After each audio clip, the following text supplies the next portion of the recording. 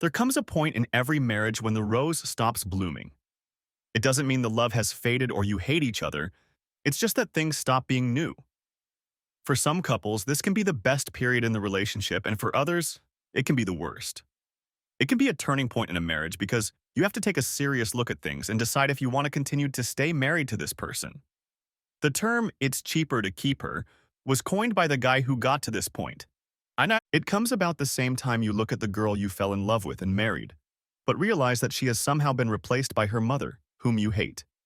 The slender female body has been modernized and adorned until you no longer recognize it or even want it. At the same time, your personal relationship with her has evolved to the point where what you dreamed of when you met has come true. You're both really being completely honest with each other.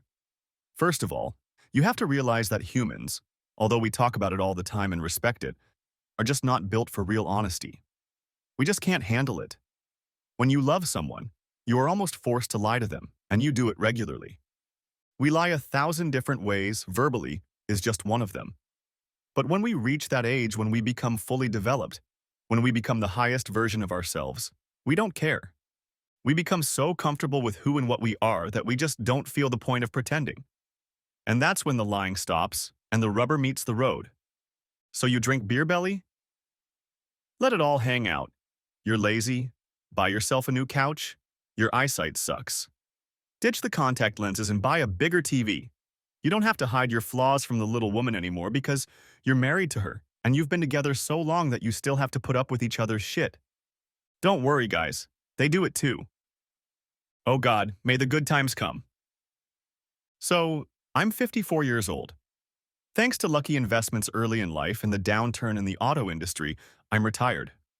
Thanks to my brilliance as an engineer and some patents I developed for my company, they can no longer afford to pay my salary.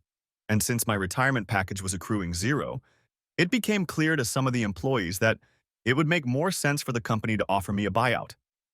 It was a win-win situation. The company pays me a lump sum of several million, and I no longer have to work for the rest of my damn life. Boo! On the other hand, they get to license my patents, get rid of the cost of my exorbitant six-figure salary, and hire a new staff of engineers to breathe some much-needed life into the company. For the first year or so, it was a good deal for all concerned, until the inevitable boredom set in on my part. My wife liked the idea at first. We now had both the time and money to do all the things we had not had the time or money to do before. We started by downsizing our house and moving into a new modern apartment. After our only offspring became independent, we no longer needed a big house. That was enough for us for the first 6 months. Then, we started traveling the world. It took another 6 months before we realized that wherever you go, it's just another place that's boring as hell to the people who live there. We settled into our new apartment and the addiction, as it usually does, started to take its toll. I began to notice new traits in my wife Linda that 30 years of marriage hadn't taught me. I mean, I still loved her, I just didn't like her. I think it was because we spent too much time together. A day lasts 24 hours. The average person spends 8 to 10 hours at work. About 8 of those hours are spent sleeping. In addition, you have time to drive to and from your destination. If you add in various hobbies and activities, you get a good chunk of the day. I suddenly realized that, with the exception of vacations, Linda and I had only spent a few hours a day together. Now I was suddenly trapped with her 24 hours a day, 7 days a week, until one of us died. I'm also suddenly confronted with the fact that we have nothing in common except our daughter, and that Linda is, to quote Temptations, either a confused person or a complete idiot. First of all, let me say that I didn't marry Linda because I thought she was brilliant. I was wrong. As for the sex, as time went on, she began to use it against me more and more often. You know the story. If she wanted something and I didn't, she used sex to get her way. It worked for the first few years until I suddenly gained the ability to tell her no. Then she started saying no to me until she got her way. After about 10 years, I found it easier to do without her than put up with her crap. So now things happen from time to time if we both wanted them to. And there are also a lot of 50-year-old women who don't work on themselves but have good genetics. Unfortunately, Linda doesn't fit either of those cases. Over the years, she just let herself go and her body and looks went away. Linda still thinks she looks the same as she did before, and you can't tell her any different. Part of our problem is that we're just different. I'm not perfect. I analyze everything. I'm hostage to my schedule, and I'm sure over the years a few of my hobbies and pastimes have taken over my marriage, but I try and I've never cheated on her. I've always been an average guy, so I've had to put in more effort. I played sports most of my life, so even now in my mature years, I'm still trim thanks to my daily workouts and jogging. Linda, on the other hand, got her looks through genetics. Her body was given to her by God, so she never thought she needed to do anything to maintain it. This was one of our problems when we traveled. At every hotel we stayed at, I had to go to the gym because anyone will tell you it's easier to lie down than to get up. Linda always thought I shouldn't exercise at all while we were on vacation. She hated my need to run in the mornings or throw weights. She said it made her feel like we were working on a schedule instead of just relaxing. On the other hand, I hated the fact that we couldn't do anything because of Linda's inability to walk more than a block or two on level ground and her constant need to eat. Every new activity I suggested was met with comments like, "We can't do that. It takes too much energy." Or she would say, "We can't do that. It's for the kids." Now, the last thing I learned about the love of my life was that her personality had degenerated along with her body. Over the years, she had become an expert on everything and at the same time a hypocrite. On the one hand, she told me that a woman can do anything a man can do. She also told me that since neither of us worked anymore and she never did, we needed to divide the household chores between us. I'm not a chauvinist, I was all for it. I'd get up early and work out while Linda slept, and then I'd take over all the household chores. I did exactly half of what was on the list and left the rest to her. She easily excused herself from most of the chores, saying that some things women just weren't supposed to do. One of those things, of course, was taking out the trash. I don't know why women, who swear they can do anything any man can do, have such a hard time picking up a bag of household garbage, carrying it to the container, and throwing it away. It has nothing to do with its weight, for the average garbage bag weighs less than 20 pounds and is mostly filled with paper, wrappers, and discarded food. But Linda insisted that no woman should take out the trash. She was sure there was a rule somewhere forbidding it. Anyway, it was the garbage, not everything else, that caused the end of my marriage. It seems like such a silly thing for two people who love each other to draw a line in the sand over, but it was taking out the trash that caused our breakup. Linda came over one Saturday morning and asked me to take out the trash she had just finished filling the bins with. I, of course, had just started watching one of my favorite running meets on TV. Being an avid runner, I loved to watch the athletes who were the best in the world at the sport I loved. Linda, who of course couldn't run a block if a pit bull was chasing her, didn't understand this. "Stan, I need you to take out the trash right now," she said. It wasn't just that she said it rather than asking me to do it. It was about her tone and her complete lack of respect for what I was doing. "No," I said. "If you don't, you won't get anything from me for a long time," she grinned. "I haven't gotten anything from you in a long time," I said. "I'll get over it." She got really pissed off for some reason and just walked away. Since it was just the two of us in the house, we didn't make a mess, so the bag wasn't even very full. The next moment, I saw her looking at me as she walked by with the bag. She came back 5 minutes later, still looking at me, but that's where it started. Things were very cold between us for about a week, and then all of a sudden she made up with me. I don't know why or how. At least to me it seemed like it happened spontaneously, like we'd never been angry before. At least I wasn't angry. She was the one who was angry. Maybe she just decided it was stupid and we should forget about it. After we made up, I started to feel guilty, but since things were good between us, I didn't want to pressure her.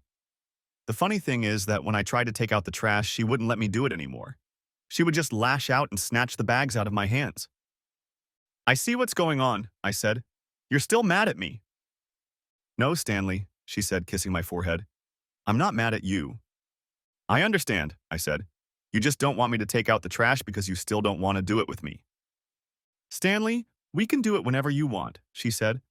"Today's probably not a good time unless you let me take a shower first."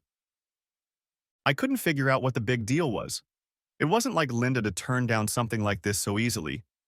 Over the next few days, guilt plagued me more than anything else. As Valentine's Day approached, I decided to splurge and buy Linda the diamond bracelet she had her eye on in the jewelry ads. I even went for more and increased the number of carats. I spent almost $3,000 on a bracelet that I was sure she would love. I also planned a night out at our favorite restaurant. I ordered flowers and everything else to make Valentine's Day unforgettable for her. I didn't wait until the last minute. Valentine's Day was still more than a week away. At that moment, I felt really good about myself. I was proud that for once I didn't go out on Valentine's Day morning and buy her the first cheap thing I saw. And for once, I didn't tell her that we had celebrated Valentine's Day together so many times that if she still hadn't realized that I loved her, then there was something wrong with her. The thing is, I think I was starting to overthink things. Sure, her looks haven't gotten better, but her attitude has definitely improved. And like I said, the love remained, but Linda had become kinder and just put some of our fights behind her, which gave me a reason to love her again. And I've noticed that over the past few weeks we've been producing a lot more trash. We used to only have to take the trash out once or twice a week. Now it was at least 3 or 4 times a week. What was also strange was that Linda seemed to be gone much longer than it took to just walk out of the building and throw a bag in the big trash can. When it came time to take out the trash the day before Valentine's Day, I decided to do it for her. She made a big fuss about it. I had to listen to a whole speech about how a woman can do anything a man can do, and I decided to just let it go. I turned on the TV and started looking for something to watch. Linda gathered up the garbage bags and headed for the exit. I opened the door ajar and watched her turn the corner at the end of the hallway. I quickly walked down the stairs at the other end of the hallway and headed for the back door. I hoped I didn't miss her since it was pretty dark in there. I was faster than her and got there before she did. These daily runs got me in great shape, and I saw our manager, Dino, doing something with his dirty BMW. The car was over a decade old and in terrible condition, but he acted like it was something special. My 2010 Mustang GT looked and handled much better than his car. Linda also acted like his car was something special. I think it was mostly because she hated my Mustang. I wondered what the hell Dino was doing there, but I didn't focus on him. I wanted to find out what was so special about the trash. Linda walked past the trash can and approached Dino. He was a big fat slob. They got down to business right there in his car. I waited until Linda went back into the building and then quickly ran back up the stairs. I was too shocked to even think about what I had just seen. Linda entered the apartment a few seconds after I sat down in front of the TV again. As she walked past me, she was on her usual demeanor. She wasn't overly cheerful. She wasn't defensive or anything. If I hadn't seen what I just saw, I wouldn't have suspected anything. I think what they say is true. Women are much better at being cunning than men. In fact, she was so much better than me that she almost caught me. She brought me a Dos Equis from the refrigerator and then looked at me. "What's wrong, Stan?" she asked. I didn't take my eyes off the TV. I didn't even look at her. "Nothing," I said, trying to make my voice sound normal. "Then why are your cheeks wet? Have you been crying?" she asked. "Oh, that," I said. "The damn Jamaicans beat us in the relay again. I got so excited I accidentally snapped my fingers over my eye. I'm sure they're doping, but no one can prove it yet." She threw me a hard look. "I think I'm going to take a ride in the Mustang," I said. "At night?" she asked. "Why not at night?" I asked. "Well, I was planning on taking a long soothing bath first, but I was hoping we could," she said. "We could what?" I asked. "Well, you know," she said, smiling. "It's been a long time, honey." "I'm sorry," I said. "I'm not in the mood." And I wasn't. She only wanted this because she felt guilty about what she'd just done. I didn't think I'd ever touch her again. I grabbed my favorite comfortable old leather jacket and headed for the door.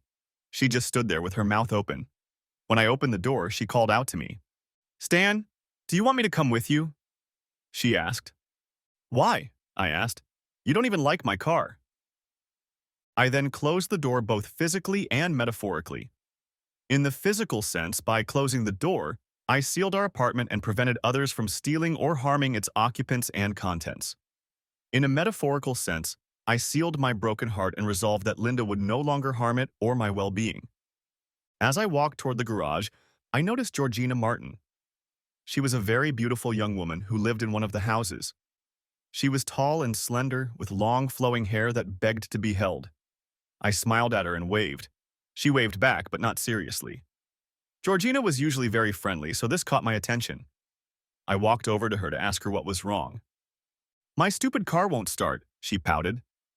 Georgina usually worked in her apartment. She did some sort of internet thing, so if she was going somewhere, it had to be a big deal. Well, call your date and ask him to pick you up, I said. You certainly deserve it. You're the nicest person in the world, Mr. Laurel, she smiled. Georgina clearly couldn't be angry for longer than 2 minutes.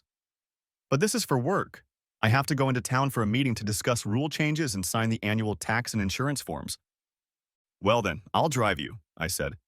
I'm just going for a ride to clear my head, so it's no problem. When you're done, if you can't give any of your coworkers a ride, just give me a call and I'll pick you up too. But that's too complicated, she said. Honey, the great thing about being old and retired is that since you never have anything to do, having anything to do is wonderful, I said. Thank you so much, she said. Without you, I'd be in a lot of trouble. Don't mention it, I said. She took my hand and we walked to my car. When I started the big V8, the car shuddered with the vibration of the engine, as if awakening from a long sleep. A few seconds later, I pulled out of my office and left the building. When we got on the freeway, the drive to downtown only took 10 minutes. When we got there, I followed her directions and pointed to the GPS waypoint. There, I said. Why did you do that? She asked. In case you need me to pick you up, I can find this place wherever I am. I have no idea where I'm going, I said. I'm sure I can find a traveling companion so I won't have to bother you, Mr. Laurel, she said. Georgina, I'm an old man. Bear with me. Give me your cell phone, I told her. She smiled and held out her cell phone to me. I entered my number into it and called my iPhone. I then handed her phone back to her. If you need me, you can call me right now, I said, and it's really no problem. She got out of the car and I drove off, heading back toward the freeway. I liked just driving. I preferred driving on the freeway to the streets because I didn't have to stop at stoplights or in front of pedestrians. I also like to drive fast. It's usually just me, my car, and my stereo behind the wheel, and no distractions. I took advantage of Arizona's perfect February temperatures and let the warm night breeze blow directly into my car. In return, I let the loud music from my stereo penetrate the quiet of the evening as we drove. It was all about the numbers. A man in his 50s driving a car that looked the same as it did 40 years ago, mourning the end of his 30-year marriage, listening to songs from 20 years ago with the volume turned up to 10. Today, I chose the Sonic Temple album by the band The Cult. Listening to the song American Horse helped me focus my anger and strengthen my heart against what was about to happen. It's not easy to go through the pain of realizing that the person you loved, laughed with, argued with, and fought with for over 30 years has betrayed you. It's really not easy, but it's not impossible either. I guess it comes down to the fact that, like I said, I love her, but I really don't like her. Perhaps we have really grown apart over the years, and this was just her way of coping. She was turning to him for something that she either didn't need from me anymore, or she felt that I wasn't capable of giving it to her. Never. But there was no way I could figure out what those things were. I was in much better shape than Dino, even though he was younger. I had more financial resources and more free time. The only thing I could surmise was that he was just willing to put up with her mood swings and silliness. Maybe she loved him, or vice versa. Obviously, this wasn't the first time they'd done this. They'd done it before, and probably quite often. And then it hit me. So that's why she took out the damn trash so often. She really thought she had me fooled, didn't she? I shook my head and laughed. I came to this realization just as Ian Astbury began to sing the chorus of the song. Mentally, I replaced she with he in the lyrics and sang along with Ian and Billy. She's gone crazy, totally crazy, trying to tame the American horse. The one I was singing about was, of course, Linda. My wife, with whom I'd lived all these years, was just crazy if she thought I'd put up with all this. And of course, if she thought that being nice to me after weeks of treating me like crap over something as stupid as taking out the damn trash would have any effect on me, then she was definitely crazy. I, like the American horse in the song, could not be tamed or controlled. I really started listening to this song because I guess I always saw the American horse as a metaphor for my Mustangs. Oddly enough, the song now reflected my feelings about my dying marriage. And it was dying. There was no way I wanted to spend the rest of my life with a woman who didn't love and respect me. Both she and Dino would get what they deserved. I turned onto the next highway and drove in the opposite direction. I was heading toward home with a new fire in my head and a new portion of steel in my spine when suddenly the song Fire Woman came on the stereo. My foot flew up, sinking into the gas pedal, and the harder I pushed down on it, the wider my smile grew. In my head, I began to think of all the moves I was going to have to make over the next few days. Each new idea heightened my pleasure, and then an electric shock ran through my body. I quickly braked the car and pulled over to the side of the road. Damn, I thought I was having a heart attack, but it was just my phone. My stereo was so loud that I didn't hear the ringing, only felt the vibration. "Hello," I said. "Mr. Laurel," Georgina snorted. "I'm sorry to bother you, but I really need this trip," she said. "I'll be right there, honey," I said. "Just wait for me at the entrance where I dropped you off." I got back on the freeway and rushed toward her with a roar, leaving all thoughts of my own misery and revenge behind. And I was racing through the night again, but this time I had a purpose. All thoughts of my own pain were banished, at least for the time being. Georgina was being awful on the phone. It wasn't like her. She was one of the most cheerful people I knew. I wondered what could have happened to upset her. As soon as I pulled off the freeway, I turned on my GPS and quickly followed its directions. A few minutes later, I was back at the building I had dropped Dahlia off at. She ran up to the car and got in as if she had just escaped from some nightmare. "Home?" I asked. "Yes, please," she replied, in a very tiny voice. We drove in silence, immersed in our thoughts. About 5 miles from home, her hand snaked out and grabbed mine. I didn't say anything. I was glad to comfort her in some way. When I pulled into the garage, she let out a sigh of relief for the first time since getting back in the car. "Thank you so much," she said. "Georgina, it's okay," I said. I watched her walk away. She seemed so different. The confident, beautiful girl I had seen just a few hours ago had somehow turned into a very scared girl. "Georgina," I called out to her. She turned and looked at me. "If you need someone to talk to, I'm always available," I said. She nodded her head and headed towards her apartment. I seriously considered leaving again, but decided that what I needed most was sleep. Tomorrow wasn't going to be as busy as I had envisioned. It wouldn't be filled with Linda-related stuff, but it would still be busy. I walked up to my apartment and opened the door. Linda was watching television. She smiled at me when I walked in. I walked past her and just laid down in bed. I couldn't understand why she was smiling at me like that. After a few minutes, it came to me. She wasn't smiling at me. She was laughing at me. She was doing it because she didn't think I knew. Now I understood why she'd been so damn nice to me lately. It was all one big joke to her. She ordered me to take out the trash, I refused, and then she started her favorite game. She pulled out her Stanley No Fun card and I called her bluff. I guess it was my way of showing her that her game as a weapon could no longer control me. She needed to find a way to win, and she decided to do it behind my back. She was nice on the outside, but on the inside, she probably thought I was going to beg her to take out the trash before she was done.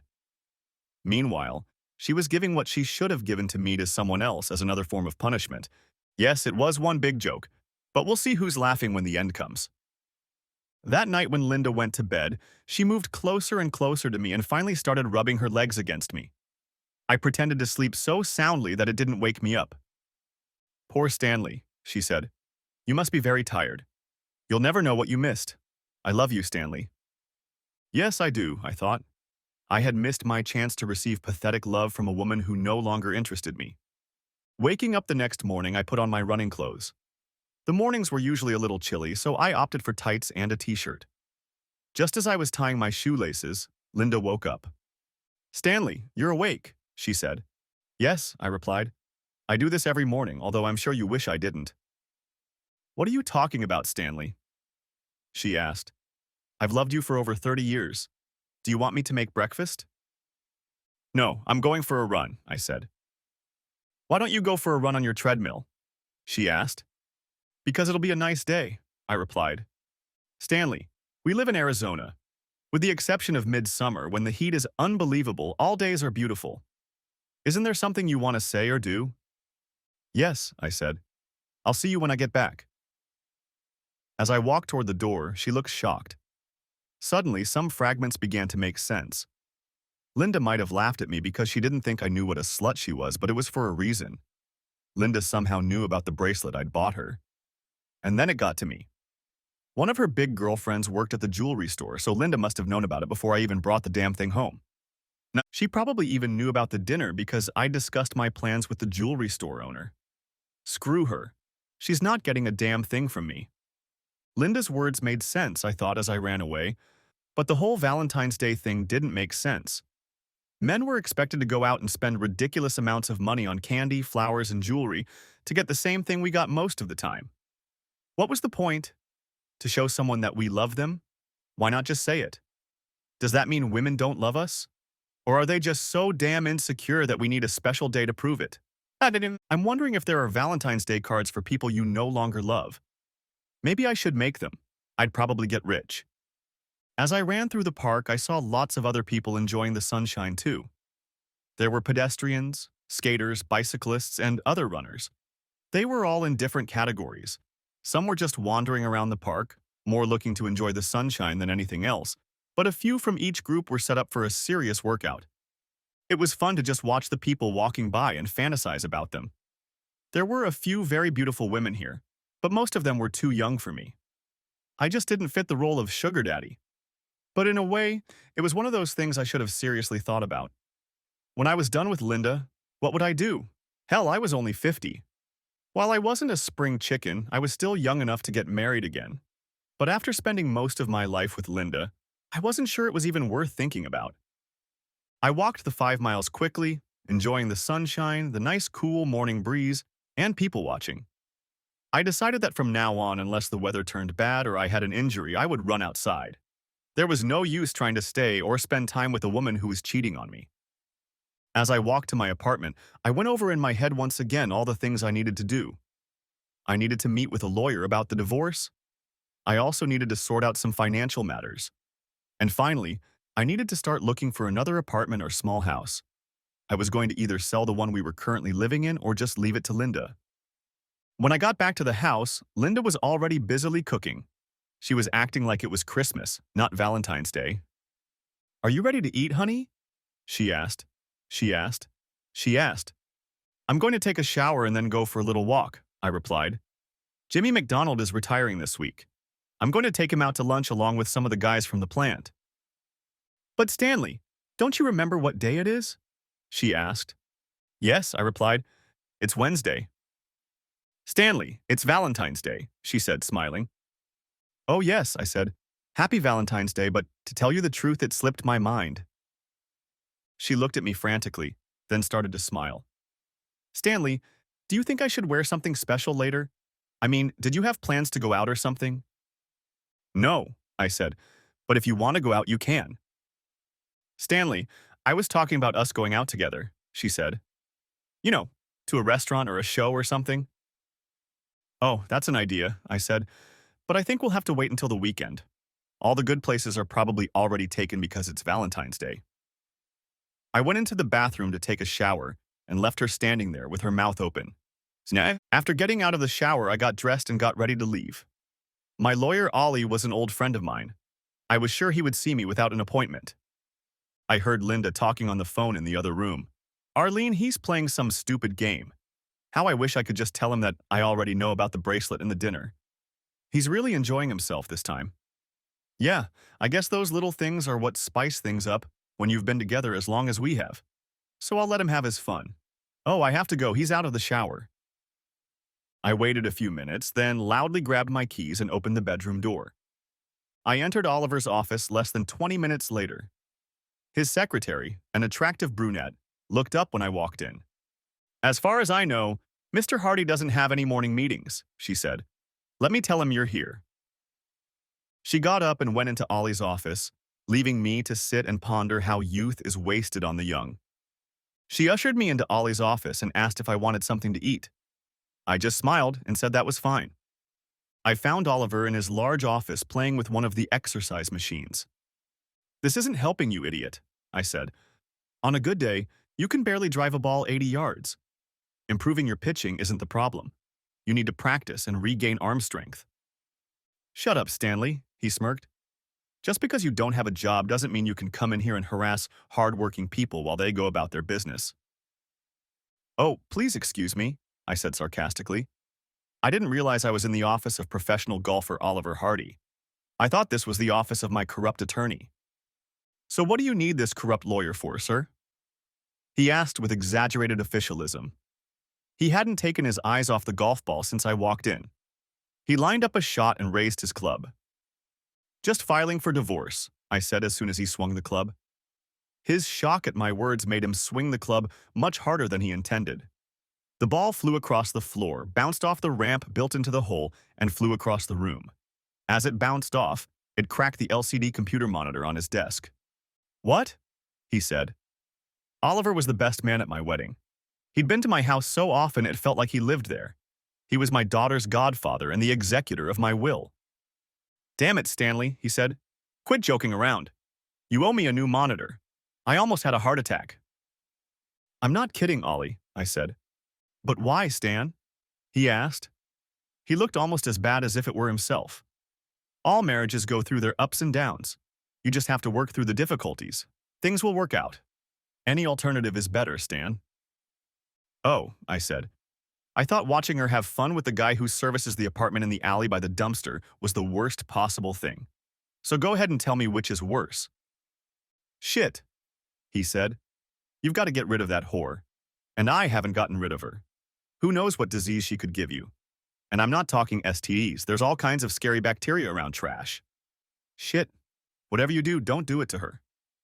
"So tell me, Ollie, how do I get started?" I asked. "It's already been done," he said. "You've hired me. I'll start drawing up the papers. We'll draw up an agreement that's fair to both of you. Then we'll send it to court, she'll hire a lawyer, and we'll all sit down and work something out. Most cases like this never make it to trial." "What do you mean fair for both of us?" I asked. "I've heard bad things about divorces." "Well, Stan, you've been married for 30 years?" he asked. "You'll probably have to split everything 50-50 regardless of who did what." I looked at him like he was crazy. "Screw that," I said. "I thought you were supposed to be a rogue lawyer. I can find shit like this on the internet. Stop thinking about it like we're both your friends.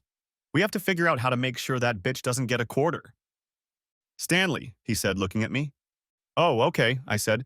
"She can get a quarter, but no more." "Stanley, that's illegal," he said. "Even at the worst-case scenario, the judge will probably give her at least 40% of your assets. A quarter is only 25%. "No shit like that," I said. "You got the numbers mixed up. I was talking about 25 cents, not 25% of the money I worked hard for all those years while she sat on her fat ass and ate bonbons. Before I gave her that much money, I'd just go to hell. There's no way I'm paying her back for screwing me over." "No." He looked at me like he was seeing me for the first time. "Let's start looking for loopholes," I said. "Can I legally sell my condo?" "Was her name on the deed when you bought it?" he asked. "No," I said. "Then I guess technically you can. But if we ever go to court about it, things could get very confusing." "Is there a law that says two married people have to live together?" I asked. "No," he replied. "You're supposed to want to live with the person you're marrying, but there's really no law that forces you to live with someone." "Is there a law that says I have to divorce her?" I asked. "No, there isn't," he said. "But if you just disappear, she could divorce you, and then you'd still have to give her half of your assets." "Okay, what if the apartment is all of our property and I give it to her?" I asked. He shook his head and thought for a moment before answering. That's how we spent the rest of the morning before breaking for lunch. My goal was to figure out how to cut Linda out of my life using as few of our possessions as possible. It may have been wrong of me to do that to a woman I had lived with and loved for over 30 years and ended up homeless and destitute. But I'm human. All the way to the car, I hummed my new song. If entertaining you is wrong, I don't want to be right. Ollie and I discussed several things besides getting rid of Linda. We also discussed what to do about Dino. He too was going to face pain and suffering, but we had to get the timing right. If I dealt with Dino before Linda did, she would realize something was going on. I needed to transfer the money and do all the financial transactions before I served Linda, and Dino could be dealt with during the cleanup. On the way home, I transferred half the money from my savings and investment accounts to new accounts that didn't have Linda's name on them. I stopped by the plant and asked to have Linda's name removed from my insurance policies and retirement accounts. In our state, if I died, she would still receive benefits unless I specifically excluded her from my will. The guy in accounting asked me a bunch of damn questions about why I was doing this. I told him that she had started a new business and was making as much as I was, so she didn't need it. "You can never have too much money," he said. He smiled at me in a way that made me want to choke the life out of him right here and now. Then he handed me a form for Linda to sign. I couldn't believe this shit. She had to sign the form to have money taken out of my retirement account. I was the one who hauled his ass to that plant for 27 years. Linda had probably only been there a few times in our entire life together. I just smiled at him and took the damn form.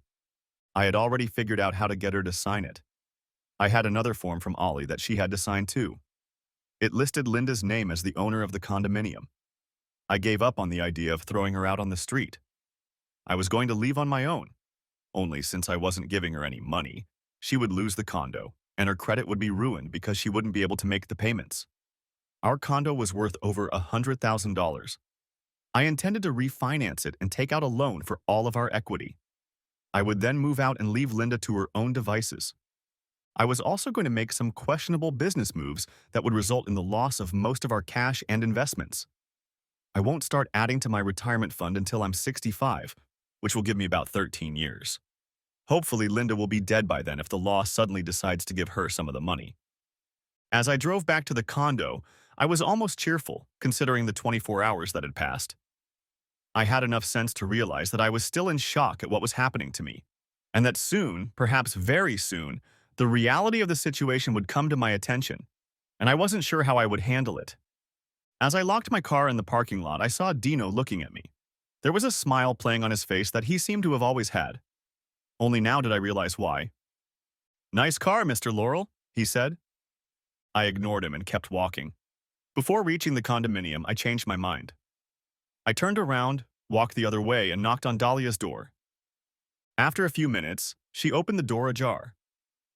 "I already told you I don't have anything that needs fixing or checking. If the situation changes, I'll call you.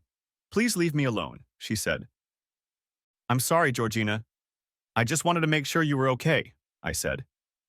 She opened the door further. "No, I'm sorry, Mr. Laurel," she said. "I thought you were someone else. Would you like to come in?" "Not if it would be unpleasant," I said. "No, a friendly face is always welcome," she said. I entered her apartment. She motioned for me to take a seat on the couch and asked me to wait a few minutes while she got dressed.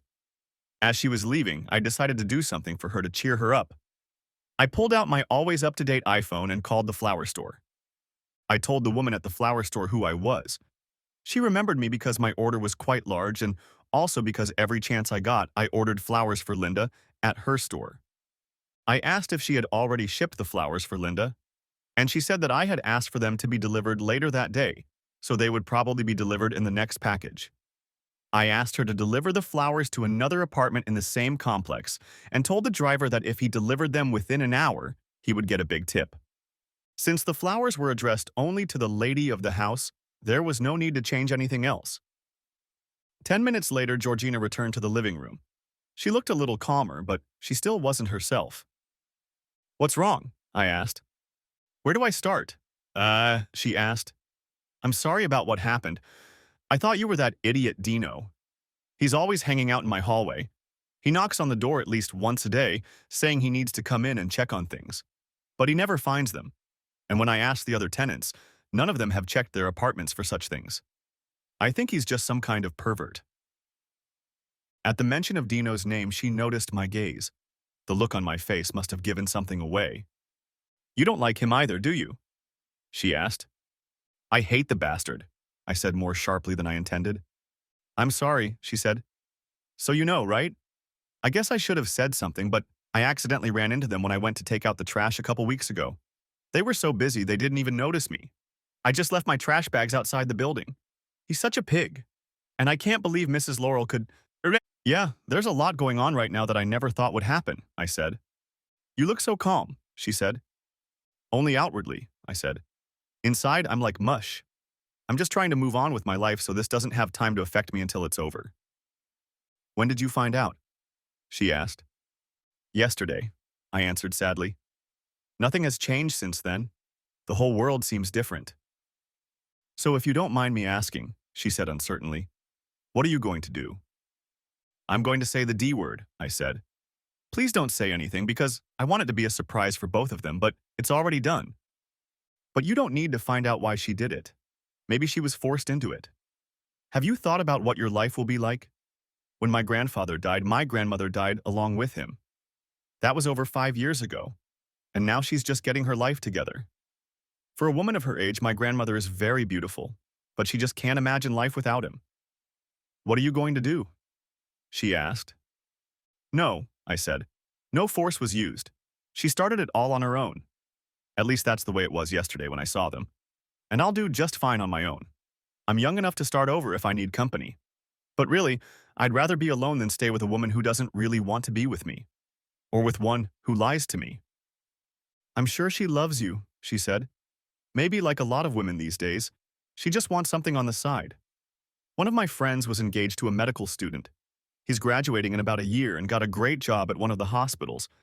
They've been together for over 4 years, but she hardly ever sees him. So in the evenings when she gets really lonely, she turns to someone else.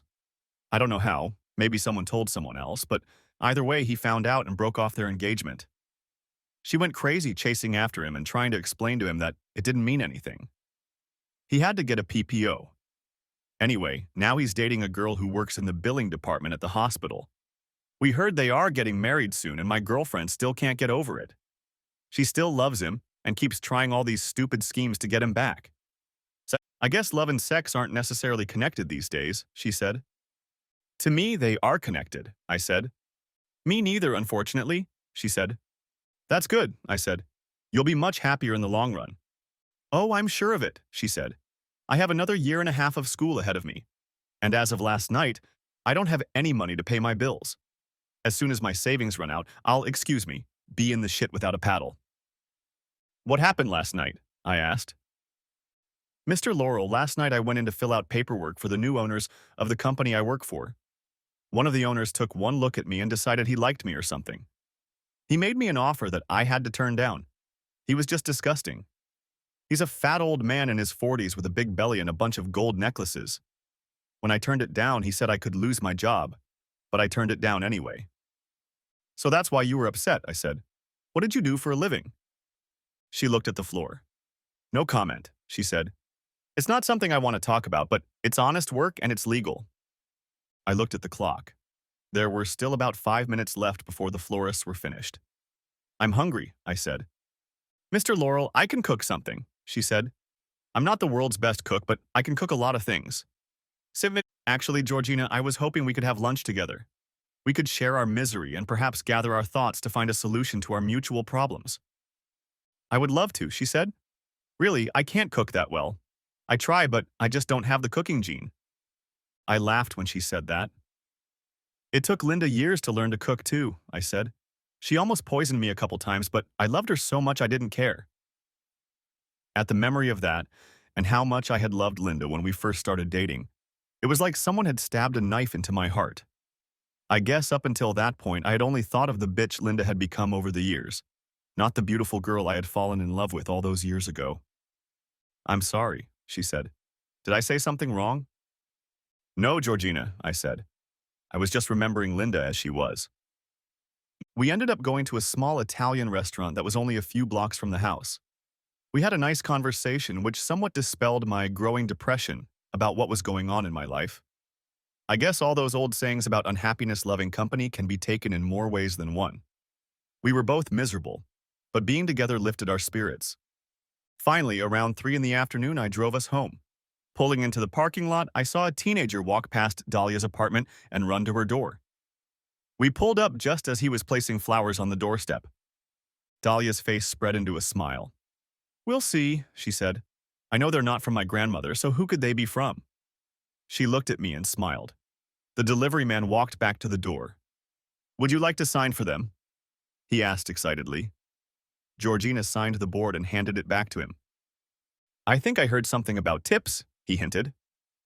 I think they must be big too, I said. What's the biggest tip you've ever gotten? $1,000, the guy said. You lying sack of shit, I said, making Georgina laugh. Okay, my biggest tip so far has been $20, he said. I was going to give you 50, I said. But you should have gotten it 2 hours ago. The tip was given if you delivered the flowers within an hour of me talking to your boss. Damn it, he said. That's why she put your flowers in the back of the truck. They were supposed to be delivered first. And that's why you didn't get a tip, I said. His face immediately went into sick puppy mode. But look at it this way. You got something far more valuable than money. You've got an experience. You learned how to do a job wrong. Now you'll do things better and more organized in the future. Experience is a good teacher. Thanks, mister, he said sadly. I'm going to run to Best Buy right now and see how many Xbox games I can buy with experience. Maybe I can ask my girlfriend out with my experience. Happy Valentine's Day to you. Georgina smiled at me and stuck out her lip too. Oh, okay, I said. But I'm still not giving you 50. I gave him $20, and both he and Georgina were happy. I felt good too. Georgina kissed me on the cheek and told me I made her Valentine's Day happy. I got back to my apartment at 3:15. Linda was there and she was furious. She looked at me when I walked in. Where have you been? She asked. Linda, I told you where I was going, I replied. I have some papers I need you to sign. Why do I have to sign papers? She asked. Because, Linda, I'm going to die someday, I said. No, you won't die, she smirked. You'll live forever because of the way you run and train. Your body is like some kind of machine. Linda, healthy men die of heart attacks or cancer every day. They get into car accidents and the like. When I bought this condo, I signed the papers alone. I'm updating my will, and I noticed that your name is not in the will for the condo. If something happens to me, you can kick me out of here and resell the condo. Or you can't sell it if you need money for medical bills or any other reason. Are you really thinking about what would happen to me if you... She began. Honey, nothing will happen to you because I would never let that happen. We fight sometimes, and most of the time for really stupid reasons, but Stanley, sometimes you amaze me. You really do love me, don't you? You'd be surprised how much I love you, Linda, I said. I was pretty sure negative numbers couldn't be that much less than 0 without a special calculator. I put the papers on the table and Linda signed them all, including the one from the factory that I had supposedly stuffed between the sheets of condominium paperwork. Linda had just taken responsibility for paying off the loan I had taken out against our equity in the condo and also refused to take any money from my retirement plan. She signed them only to move on to the next set of questions. So, Stanley, do you remember what I told you this morning? She asked. Oh shit, I said. Linda, give me a few minutes. I need to go into the office. I went to our home office and opened Microsoft Publisher on our computer. I looked through the greeting card templates and made Linda a Valentine's Day card. I made sure to spell her name wrong to really piss her off. A few minutes later, I returned to the living room. With the cheekiest smile I was capable of, I held out the card to her. Happy Valentine's Day, darling, I said. Her face took on the same expression as if she'd taken a bite out of a fried shit sandwich. Her mouth dropped open and she looked at me with a mixture of anger and confusion. Who's Lindy? She asked. See, that's part of the problem, I said. 5 minutes ago you were sure I loved you, and now because my old fingers are pressing the wrong keys, you're angry. Screw that. This is why I hate Valentine's Day and all the other holidays. A guy just can't win. I reached the bedroom and slammed the door behind me. I laid in bed and dozed off, fighting the urge to laugh. A few minutes after I got into bed, Linda opened the door and looked at me. After making sure I was asleep, she went back into the living room and I heard her talking on the phone. No, he hasn't done a damn thing to me yet, she said. Well, wait a minute. He gave me a half-assed Valentine's Day card that looked like he drew it with a crayon. He even misspelled my damn name. What? Hell no, I didn't get any flowers and he didn't mention a restaurant. Are you sure your boss said he made reservations for us? What do you mean? Maybe he's checking up on me. Oh, I get it. He's trying to piss me off and then he just wants my presents. Okay, two can play that game. A few minutes later, the door opened and Linda climbed into bed with me. She put her arms around me and started kissing me. I was horrified, but I wasn't going to be upset. I rolled over onto my back and muttered, "Leave me alone, tired." She actually sat up in bed. Stanley, are you okay? She looked at me like she cared. Maybe her brain was just working. There's something wrong here, she said. You've already refused sex twice. Linda, in the last month or so, since we started arguing about this and you told me it would be a long time before we got back to it, I've started focusing on other things, I said. There are things I want to do before I die and I need to start making a list. I must have overdone my morning run, so I'm really tired. Her eyes got really big, and she stared at me. Stanley, is there anything I should know? She asked. Have you been to the doctor lately? What's on your list? Maybe I can help you with some of them. How much time do we have? And that's when it hit me. The stupid bitch had decided I was dying and had made a to-do list. Over the course of the evening, she stopped by my place a few more times. Stanley, you don't want to go out to dinner, do you? She asked one day. Tired, I replied. Stanley, dear, do you remember what day it is? She asked. It's Valentine's Day, and it's almost over. Thank God, I said. Now things can get back to normal. Stanley, are we doing anything for Valentine's Day? She asked irritably. I already bought you a card, didn't I? I said. She slammed the door with such force that the whole building shook. She came back to bed around midnight wearing a nightgown so thick I thought she was wearing armor. She stood as far away from me as the size of the bed allowed and tried to pull all the blankets off me.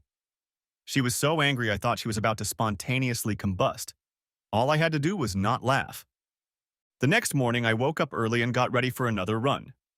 As I was in the kitchen having a snack before my run, Linda burst into the room. Good morning, dear, I said cheerfully. Stanley, where the hell is my bracelet? She shouted. What happened to the restaurant and my damn flowers? Linda, are you high? I asked her. What are you talking about? Someone told me you went to a jewelry store, bought me a Valentine's Day bracelet, and made reservations at my favorite restaurant, she said. But all you got me was a stupid homemade card. I feigned offense and looked up at her. At least I put some effort into the card, Linda, I said. And what did you get me? I tried to give you what you always ask for, she said. What? I asked. To put it bluntly, I'm going to have to spend almost $3,000 on a new diamond-encrusted bracelet. Pay another $200 for a personalized inscription on the back.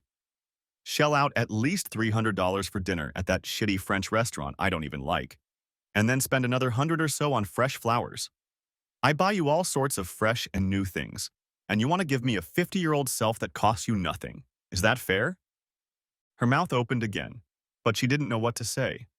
Linda, I'm old enough to realize there's more to life than sex, especially more than waiting and begging for it from a woman who doesn't enjoy doing it with me or who tries to use it as a bargaining chip rather than a way to express our feelings for each other. She wanted to say something, but the words wouldn't come. So don't worry about it, I continued. Since having fun with you is no longer a priority, you no longer have any power over me. So where's the reason I have to spend that kind of money on you? Knowing Linda as well as I did, mentioning the price of the bracelet she wanted to buy only assured her that I had indeed bought it. She probably would have gone through the whole house trying to find it, but she didn't because it was no longer in the house. I walked past her and went for a run. When I got back from my run, I called and tried to arrange a job for Georgina with a friend of mine who was looking for an assistant. It didn't pay very much, but she was thrilled with the opportunity. For the next few weeks, Linda and I lived very amicably. A couple times I followed her as she took out the trash and videotaped her on my iPhone. I figured the fact that she had already stretched out on the hood of Dino's car more than once would be more than enough proof that our marriage was over. When I watched the second video, I realized I needed to make a third, because the second incident wouldn't help my case. It would even hurt it. She called Dino Stanley. He didn't care what she called him, and neither did I. When I got the third video, I realized it was time for me to leave. I withdrew all the money from all my bank accounts. I found a new apartment that was only 2 miles away and bought all the personal items I needed to furnish it. I even invited Georgina to visit a couple times. In the evening, Linda got up to take out the trash. When she picked up the bag and said to me, "I'm going to take out the trash," I smiled and said, "Bye." "Jesus, Stanley," she said. "You don't seem to care." "Linda, are you sure you don't want me to carry it out for you?" I asked. "I can handle it, Stanley," she said. "Good," I laughed. That was the last time I saw Linda for a long time. When Linda came back to the apartment that night, I was gone. True, I had left a few things in places where I knew she would find them. The package from the jewelry store I left in the linen closet. The receipt for the bracelet was still in it. Linda tried to call that night and for the next few days. I didn't return her calls or take her messages. My daughter called me, and I talked to her but told her I would not discuss her mother or the situation between us. Now, looking back, I think that was a mistake. Because when things got really ugly, My daughter had to choose sides in the war, and she chose her mom over me. That hurt me the most because we had always been very close. A few weeks later, when the first payment on the apartment loan came due, Linda discovered that she was in deep shit. She had already discovered that I had left her as much as $24 in the bank, a dollar for every successful year of our marriage. I wanted to explain to her what it was, but it would have been one of those subtle jokes that get lost when you tell them to someone else. Linda tried to borrow money from all her friends. She even tried to borrow money from Dino, but she found out that Dino had been fired. I sued the company that owned the apartment for the behavior of its employees. To keep the case quiet, they gave me money to just leave. Dino got fired too. When Linda went to Dino's house to borrow money, she learned that he had been fired, but she didn't understand why. Dino wasn't home when she went to his department. Dino was in the hospital. It turned out that Dino had been beaten up by some guys who didn't live in our neighborhood. Linda never found out how Dino was hurt. She was too busy trying to find the money she needed to pay off her loan. Eventually, she was evicted. Linda tried to explain to the finance company that I was the holder of the loan. They explained to her that they had a contract that she had signed committing to pay off the loan and pay for the condominium. When she went over the paperwork with her attorney, he told her that she had done a stupid thing by signing the contract, but there was nothing they could do about it now. He begged her to file for divorce and then she could get some of our property. He set up a meeting with Ollie and presented papers with their option to divide the property. Linda hoped I would be at the meeting and we could talk. Ollie explained to them that I was in an alcohol treatment center. This was true. Ollie had personally checked me in. Only I was there for a week-long seminar to learn how to deal with the stress in my life.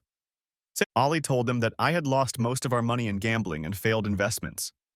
He had all the papers we had bought to prove it. Letters demanding payment from several casinos cost me $10,000, but it was worth it. Ollie explained to Linda that she was doing the right thing because when the casinos came after me, they might try to collect from her as well if we were still legally married. Her lawyer brought up my retirement plan. Ollie remembered that Linda had signed a document excluding her from the plan. Linda realized she was finished. She signed a divorce agreement not to help me with my debts, and 3 months later, I was a free man. Linda moved in with my daughter and her husband. That's how I lost my daughter. Amber really thought I had just gone crazy with drinking and gambling and ran away from her mother for no reason, leaving her alone and destitute. After that, Linda was never the same again.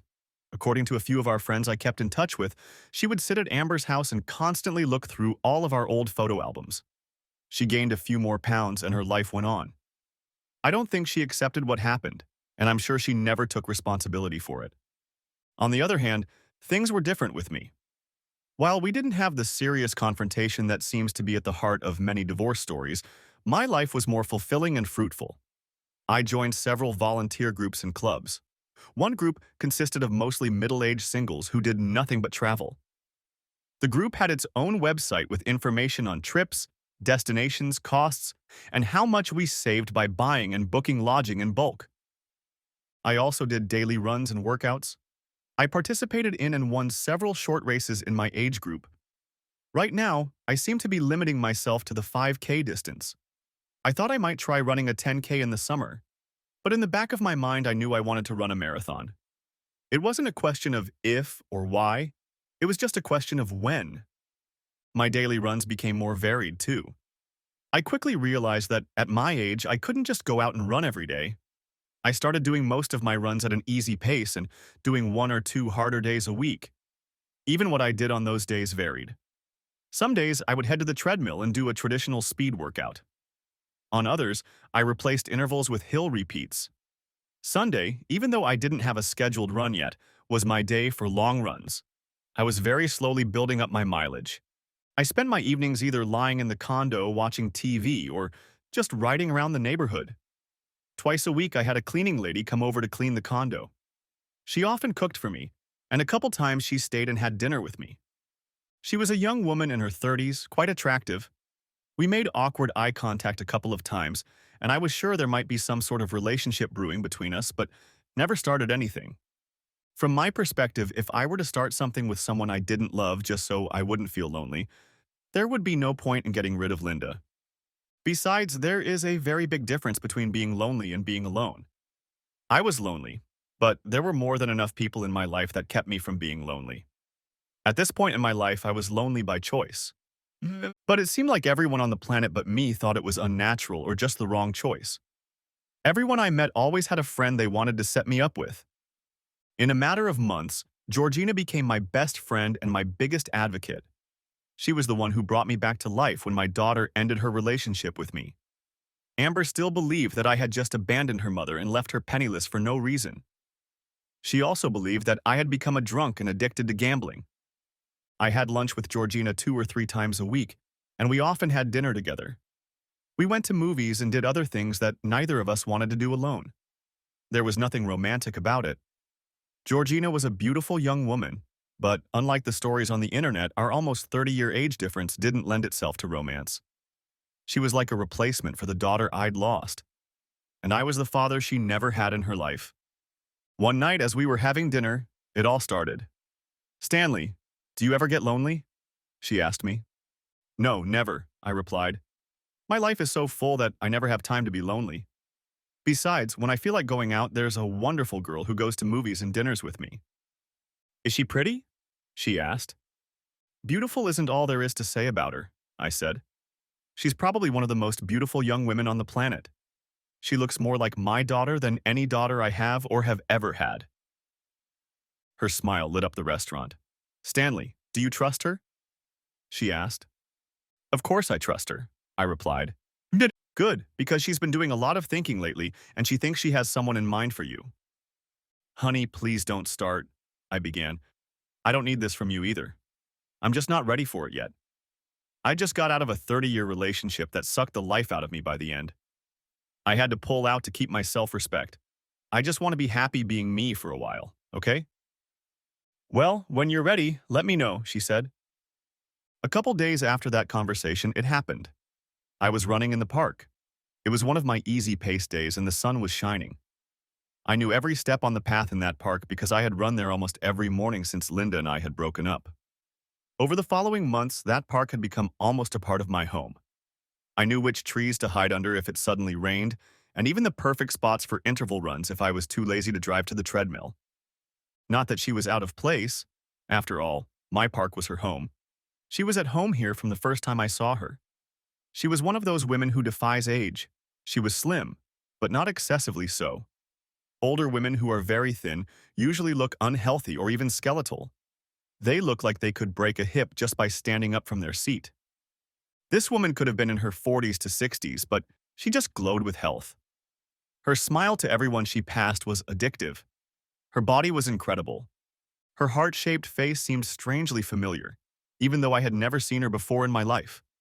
With each lap around the park, she became more and more interesting. While I was constantly running around the park, dousing myself in sweat and keeping fit, she seemed to be doing whatever she wanted. On the first lap I ran, she was running, and while not as fast as me, she had a decent stride and kept a good pace.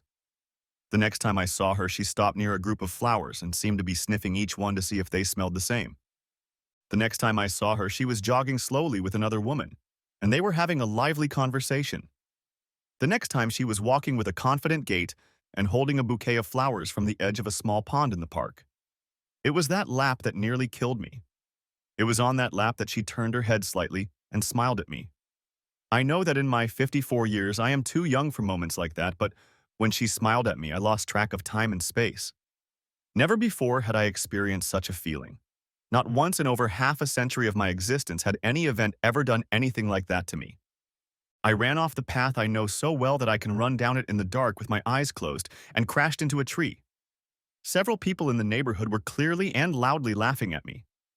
I got up and started running again, and as I looked over my shoulder, I saw a sight that still lingers in my memory. I just loved watching her, covering her mouth with her hand to hide her obvious surprise. But the joy written in those eyes ruined me for life. She drove me crazy. There were so many things about her that just didn't make sense. Her hair wasn't very short and it wasn't very long, but there was so much life in it. It was like a boyish hairstyle that she let grow down to her shoulders. And it wasn't really gray hair, it was silvery white. Why the hell hadn't she dyed it? Linda would start dyeing her hair the first time she saw gray. If this woman had dyed her hair, she could have easily been passed off as 30 years old. But it was as if she was proud of her years. There wasn't a single wrinkle on her face, and her skin was very smooth. And it wasn't just her face or her body. Everything about her defied categorization. Even her workouts, if you could call them that. Like most people in the park, I did one thing. I went out and ran. I did specific exercises designed to improve my fitness in certain areas such as endurance, speed, or strength. She seemed to move from one exercise to another in ways that went against conventional wisdom, but their effectiveness could not be disputed. It seemed that her whole plan was designed to exercise not only her body but her soul as well. Depending on her mood, she sat in the flower beds or ran around with the children, and rewarded everyone around her with incredible smiles. I was sure it would be worth crashing into a tree again on the next lap if she gave me another one. Technically, my run was already over, but I decided to run another lap or two to get another glimpse of her. Unfortunately, when I came back, she was nowhere to be found. I had lunch with Georgina that afternoon and couldn't contain myself. "What made you so happy?" she asked. She asked. She asked. "Georgina, today in the park I saw the most beautiful woman I've ever seen besides you," I said. Georgina's eyes narrowed slightly. "No, you didn't," she said icily. "Didn't you tell me less than a month ago that you weren't ready to date anyone?" "Well, yes," I said. "Georgina, I didn't date her either. I just saw her. She was just, I don't know, special. I'll probably never see her again. I didn't even talk to her." "So you met some girl in the park and now all of a sudden your salmon is ready to swim against the current," she said angrily. "Honey," I said, trying to prevent the situation from getting worse. "Don't, Stanley," she said. "I have plans for you." "What?" I said. "Stanley, I love you," she said. My heart raced. "I want you in my life. I want you to settle down and live with someone who will love you the way you deserve to be loved." It was a nightmare. Georgina was beautiful, but she was too young for me. This was my life, not one of those stories where an old guy meets a woman who is too young for him, and they end up getting married and living happily ever after because he treats her well. When you read stories like that, do you ever wonder what the hell they have in common other than love? Hell, I love my car, but I'm not going to marry it. What do couples like this talk about? Let's see. The 50-year-old guy probably remembers Van Halen from the days when they were good. The 20-year-old probably thinks Britney Spears is old music and doesn't know that Madonna isn't really British. What the hell do they have in common? And what will they do in a few years when he can't move around anymore and she can't run the streets? Then we get to the second part of the divorce story, the second generation. This story begins, I got out of a relationship with a cheating bitch. Then I met my one true love and we drifted apart until she too became a cheating bitch. No thanks, not for me. "Georgina, honey," I said. "I love you too. But I love you like a daughter. You're too young for me." Georgina contorted her gorgeous heart-shaped face and lowered her head. Her long, rich hair covered her face, and when she raised her head again, she burst into laughter. She laughed for about 5 minutes straight and then looked up at me with tears running down her cheeks. It was a real blow to my ego. "Of course I'm Stanley," she said, smiling. "I want you to meet my grandmother. She's a few years older than you, but it's part of my devious plan to make the two most important people in my life happy. And you know what? I feel the same way about you that you feel about me. So I really want you and Grandma to work things out, because then you can be a part of my family. But you are already a part of my heart." Her kind words helped soothe my bruised ego. I told her that just because I was attracted to one woman didn't mean I was ready for something. But when I was ready to start dating, I'd let her know. "Stanley," she said, "until then, you and I are going to go on dates, right?" She smiled at me, and it reminded me of something, but I couldn't remember what. I just nodded and smiled back at her. Over the next few weeks, Georgina kept bringing up her grandmother, and I kept pushing her away. A picture of a jolly fat old lady with a heart of gold popped into my head.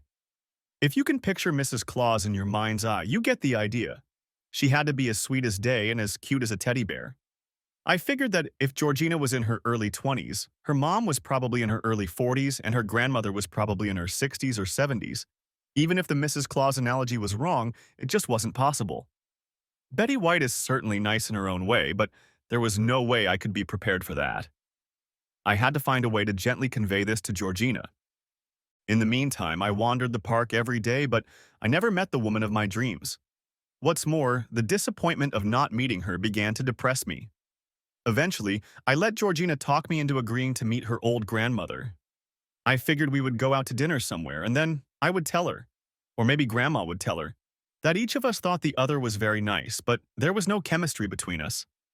But I had to go for it because dinner with Grandma was all Georgina wanted for her birthday.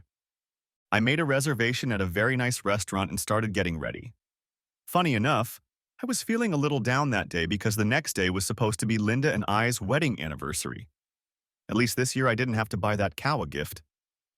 I was also having a hard time coming to terms with the fact that it had been 9 months since the divorce and almost 11 months since the day I'd caught her and Dino at the dumpster. I didn't often think back to those days. I didn't know if it was because I put them out of my mind to avoid the pain or because I just liked my life better now. I drove Georgina to the restaurant in my Mustang. Her grandmother met us there. I had prepared well for this meeting. I was prepared to be polite and cordial. I wanted my grandmother to like me because I had come to think of Georgina as my daughter. And Grandma was important to her. I didn't want Grandma to dislike me because I really wanted Georgina to continue to be a part of my life. Georgina and I sat down at the table and had already ordered appetizers. She called her grandmother and found out that she was running late. Georgina told me that the old lady's mind was still sharp, but she had reached the age where she no longer cared about anything. She wasn't in a hurry to get anywhere. She just did things at her own pace. Today, for example, she was helping someone plant flowers and just lost track of time. I mentally pictured a decrepit, drooling old woman in the early stages of Alzheimer's, but I was determined to make a great impression on the old lady for the sake of the dahlias. And then the worst thing that could have happened. I was looking for the waiter to order a drink, and out of the corner of my eye, I saw her. There was no mistaking her. It was the woman from the park. I'd been obsessed with her for weeks, and now she'd shown up at the worst possible time and place. What would Georgina think if I left her and Grandma? The woman retreated to the other end of the restaurant. At least I wouldn't have to sit and stare at her while I tried to focus on Georgina and Grandma. But after only a few seconds, I realized I had a problem. I was dying to know who she was here with. Was she married? Was she here with a boyfriend? I had to find out. So I excused myself and went to the other end of the restaurant. I could always pretend I went to look for the restroom, even though it was on our side of the room. I looked all around the room and didn't see her. I looked at every table. I already wanted to look stupid, so I went back to my table. When I reached it, I almost had a heart attack. The woman from the park was sitting in my chair talking to Dahlia. "Excuse me," I said. "You're in my shoes." She looked up at me, and it happened again. There was some strange combination of different shades of blue in her eyes. I almost missed what she said because I was so busy looking at her. She was smiling back at me too. The next moment, Georgina snapped her fingers. "Is this going to be a problem?" she asked. "It's just a chair, for crying out loud." Grandma and I looked at her strangely. "What?" I asked. "What the hell is going on?" Georgina asked. "D-tongue," said Grandma, smiling. "I'm sorry," said Georgina, "but you two have been acting weird, and I want this to be a good night. It's my birthday." "Stanley, you came over and told my grandmother she was sitting in your seat. She said you moved your feet and lost your seat. Then you just sat or stood and looked at each other. I should have realized that nothing would come of it." "Have you come across any good trees lately?" Grandma asked, smiling. Grandma asked, smiling. Grandma asked, smiling. "I haven't seen a tree pretty enough for me to like since," I snapped back. "Ooh, boy," she said. "And you're smooth, aren't you?" "So what the hell is going on here?" Georgina asked. I sat down in the chair next to Georgina, letting her grandmother take my chair. "That's better," said Grandma. "Now I can look at the man my granddaughter admires so much." "Now I can see why you just charmed her," she said. "Grandmother," Georgina hissed, "it's not like that." "Then what does it look like?" Grandmother smiled. There was certainly something special about this woman. She had a way of conveying her emotions in such a way that whoever they were meant for understood them completely. Her smile spoke volumes, and it was meant only for me. "What the hell are you two smiling about?" Georgina asked again. Georgina asked again. Georgina asked again.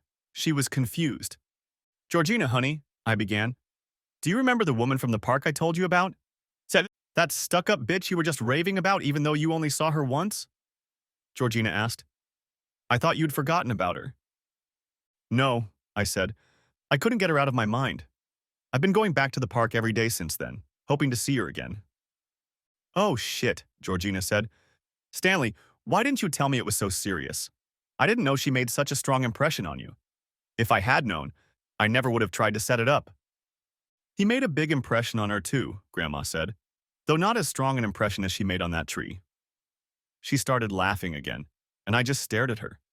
Her smile and the way her eyes sparkled was just mesmerizing. She would go to that park every day too if she lived in that city. She was only there that day to drop off a check and check on her favorite granddaughter. But it turned out there was no need to worry because her granddaughter was taken care of by someone else. Someone took care of her, found her another job, and even cheered her up when she needed it. Are we all having the same damn conversation? Georgina asked. Georgina, your grandmother was the woman I saw in the park, I said. Georgina looked at both of us like she was trying to keep her attention on the ball during a tennis match. So you two, she began. Like each other? Replied her grandmother, who was still smiling at me. Very much, I replied. The rest of the evening was magical. Grandma Georgina, Margaret, and I got to know each other better. We talked about everything we could think of, and Georgina just watched and smiled.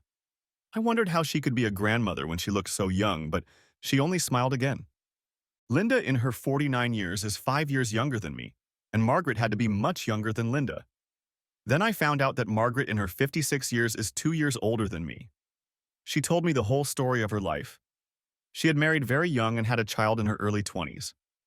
Georgina's mother was a wild child and got into trouble very early. She gave birth to Georgina and immediately ran away, and no one has heard from her since. Georgina was raised by her grandparents. 6 years ago, Georgina's grandfather died in a construction accident.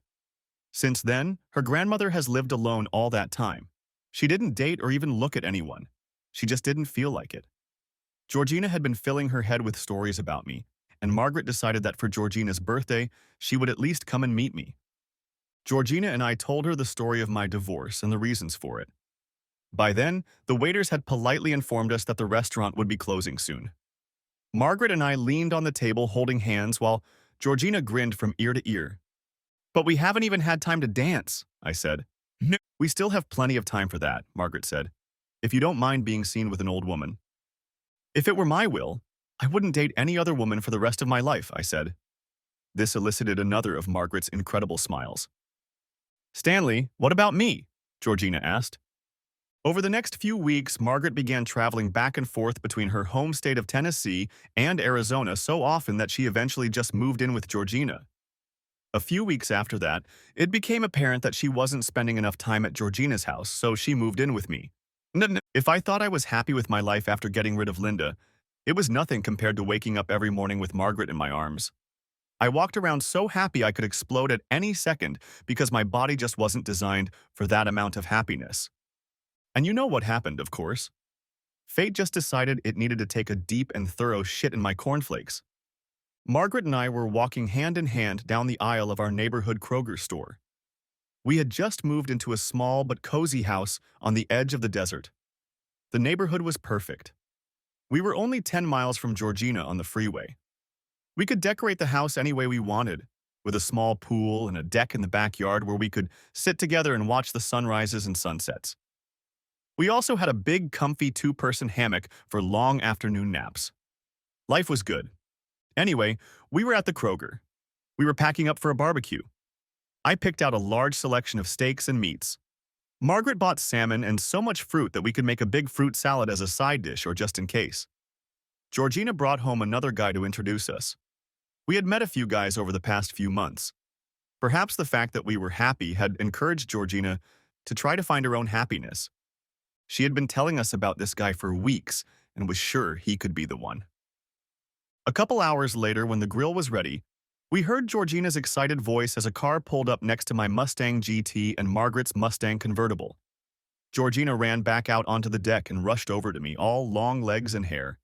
Under her grandmother's cheerful gaze, I quickly replied, "I'm sorry, Grandma. I just miss him sometimes." "Oh," Georgina said. "Stanley, Grandma, this is—" "Carl Thomas," I said. "Hello, Mr. Laurel," Carl said. "I like your house, and I think I love your—" daughter. He took a big sip. Have you two met? Georgina asked. Yes, I said.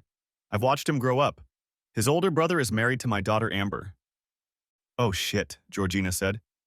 Dee's language, Margaret said. Well, regardless of who knows who, let's just have a good time and eat, okay? We all agreed. Later, we sat and enjoyed the evening. We watched the indescribable beauty of the sky changing colors over the desert as the moon rose. Mr. Laurel, what's wrong? Carl asked. I remember when we were growing up. You were one of the coolest dads we knew. Now, years later, you're still the same guy. But my brother and Amber don't talk about you ever. And Amber gets really mad when anyone mentions you. My brother has nothing against you. He remembers you as much as I do. But Amber cuts his balls off when he disagrees with her, so he doesn't say a word. I sighed. It's been a long time since I've thought about my family. Every time someone mentions the old days or what we all used to do, Amber starts saying, after what he did to my mother. And we don't bring it up again. I don't spend as much time with them because of this. I feel like my brother is slowly dying. But he loves Amber so much that he has no choice, especially since she's pregnant now. I just shook my head. The good mood of this evening was gone. Carl, I said, I hope things work out for you and Georgina. Georgina is so much better than Amber. Amber seems to have already fallen under her mother's influence, and as bad as that sounds to me, the best thing for your brother is to get him out of there. I'm so sorry, dear. Margaret walked over and took my hand. She gave me a nod. Looks like Amber is becoming a mother again, I said. If this doesn't stop, she'll turn into a vindictive, controlling bitch like her mother, and your brother will slowly die like he did with me. They'll fight about anything, and he'll gradually lose any shred of self-respect. She will use everything she can to get her way and control him until their entire existence together becomes one bloody series of battles in an endless war. You think I look happy? Well, you're right. I am much happier than I could be if I had stayed with Linda. Don't get me wrong, I love and miss my daughter, but she made her own choices. I have tried to keep in contact with her. She took her mother's side and pushed me out of her life, not the other way around. And Linda apparently never told anyone the truth about the reasons for our divorce. It sounds very much like she's trying to turn my daughter against me so that I'll take the blame for what she did. Carl, I said, you want to try to save your brother from a life of hell? Hell yeah, he said. Okay, next weekend, I think you should invite Danny and Amber over here for a barbecue. I think it's time for everyone to find out what really happened. Don't tell them whose house they're coming to. You can just say you want them to meet your girlfriend's family. For the entire week that followed, Margaret and I prepared ourselves emotionally for what we were about to experience. We had several long discussions about what might happen and what it would mean for us. In the end, we both realized that it would mean exactly nothing. At least not for us. No matter how it ended, I was happy to have Margaret in my life. So much so that I dragged her into town that Wednesday and married her right on the spot. It was just the two of us with Georgina. It wouldn't have mattered because we were already married anyway, but technically, the purpose of this whole barbecue was to try to keep Danny from going through what I was going through. And if it also served as a lesson in how not to act around Carl and Georgina, even better. And finally, if it helped get Amber's head out of her mother's ass and allowed me to get my daughter back and maybe even be involved in my grandchild's life when he or she was born, even better. Only victories were possible here, because no matter how the evening ended, I would still have Margaret and Georgina. On the morning of the barbecue, we got a frantic phone call from Carl. Everything was going according to plan, but there was one hitch. Amber insisted on bringing Linda along too. If Linda couldn't make it, Amber wouldn't come, and she would probably talk Danny out of it too. I told Carl it's okay. Go ahead and bring Linda. This was all planned a long time ago. We agreed that Margaret and I wouldn't be around when they arrived. Carl will be at the house with Georgina. Amber and Georgina had never met. Danny had never met Georgina either. Linda did know Georgina though, but we hoped she wouldn't associate Georgina with me. Everything was going according to plan. Carl and Georgina got everyone situated and began to make themselves comfortable. They were sitting on the veranda when Margaret drove up to the house and came out to meet them. She apologized for her late arrival, saying she had to stop at the liquor store to buy beer and other drinks. Danny asked about her Mustang and said he really liked it. She replied that her husband's car would probably like it even more. Amber snorted and told him not to get his hopes up because they needed something more practical. Linda, who was barely speaking, asked Margaret about her bracelet. At this point, I was just pulling up. No one paid any attention to me as I got out of the car and started walking toward the group. I had the same bracelet, Linda whined. No, Mom, you didn't have it, Amber said icily. One of your friends said that Dad bought you the same bracelet but never gave it to you. I think your friend was mistaken. Amber, your dad bought me a bracelet, Linda hissed. He left the check when he left me. I think he just went crazy from drinking and gambling. Mom, who cares? Amber asked. He ran away from you for no reason and left you alone. He was a selfish bastard. I highly doubt that, Margaret said calmly. How the hell do you know that? Amber asked. Were you there? No, I wasn't there, Margaret replied. But your mother was right. And Amber, you need to let go of your hate for a second. How do you really remember your father? Was he selfish when you were growing up? Well, he was wonderful when I was a kid, but maybe I just remember him wrong. If he was so wonderful, why did he leave my mom for no reason? And what does it mean that my mom was right? Amber asked. Because this is your mom's bracelet, replied Margaret. She took the bracelet off and turned it over. Amber read the inscription. Linda, after all the years and tears, love Stan. Linda had been struggling with depression for a long time. She was already on medication, but when she heard the inscription, she switched. My bracelet, she screamed.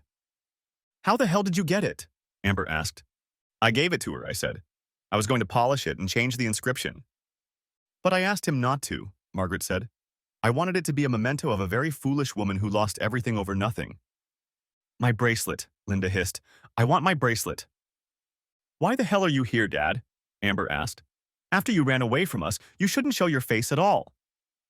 Amber, I've never abandoned anyone, especially you, I said. I tried to keep in touch with you after and even during the divorce, but you kept bringing up your mother and what she was going through. Eventually, I told you I didn't want to hear about her, and you replied that if we couldn't talk about it, then maybe we shouldn't communicate. I kept calling you even then, but you always hung up on me. Dad, Mom was in so much pain, Amber said, and you just disappeared from her. You didn't even tell her why. You left her with no money and not even a place to live. It wasn't right. There was no reason for it. She loved you. Tears were streaming down Amber's face. I held out my arms and she rushed to me like a little girl and hugged me. You're still wrong for what Daddy did, she said after a few moments. Amber, I said, we all need to sit down and talk. Carl, get busy cooking the steaks. Georgina, honey, cut up the fruit and make the drinks while the four of us talk. What about Mom? Amber asked. I think she'd better lie down in the hammock, I said. Amber followed Mom, who stood looking at me and mouthed, My bracelet. Her eyes were huge and unfocused. She looked like a fat version of Gollum. When we were all seated at the table, I took Margaret's hand and started. Amber, your mom and I were married for a long time. We had some very good years, and I loved her. But during that time, your mom changed. She stopped realizing what was really important. When we first got married, the most important thing was that we were together. Then it became you. Then other things came first. All couples have disagreements. It's normal and good for couples to learn how to deal with them. In fact, how you handle disagreements can make a marriage stronger. But your mom has become more and more controlling over the years. Danny looked directly at Amber. Toward the end, honey, our marriage became more like a battle of wills than a true loving relationship. The last fight lasted for weeks. It was after I retired, and we got tired of fighting in different countries. Your mom got to the point where she never asked me for anything else. She practically ordered me to do what she wanted. And when I refused, the answer was always the same. No sex? It became her favorite trump card. Amber looked at me strangely. That was advice she gave me too, she said. She looked at Danny. It works. Danny looked at the floor. No, honey, I said. It doesn't work. Everything you do has consequences that you may not notice for years. In my case, it got to the point where I just got tired of being in control and decided I wasn't going to do it anymore. Our last fight was so stupid that I'm still surprised by it. She ordered me to take out the trash. I refused. Then she went into her usual strategy. She said that if I didn't take out the trash, we wouldn't fight again for a long time. I agreed. Amber looked at me strangely. Yeah, that didn't work, I said. So we didn't do it for a few weeks. We didn't talk to each other for days. And even when we did talk again, the stalemate continued in the bedroom. I was just pushed too far. Your mom's lucky, I said. Since she didn't do it to me, I can use that as an excuse to find someone who will. Amber looked at Margaret. Margaret smiled at her but didn't say a word. I nudged her with my elbow. Amber, I never cheated on your mother. Margaret and I didn't meet until after the divorce was finalized. But I may have been seeing someone else. Anyway, after a while, I noticed that your mom was suddenly nice to me again.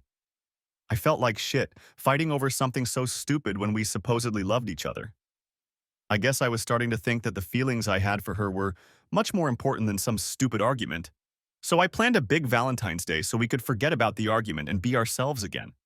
I bought a bracelet, flowers, and a bunch of other things.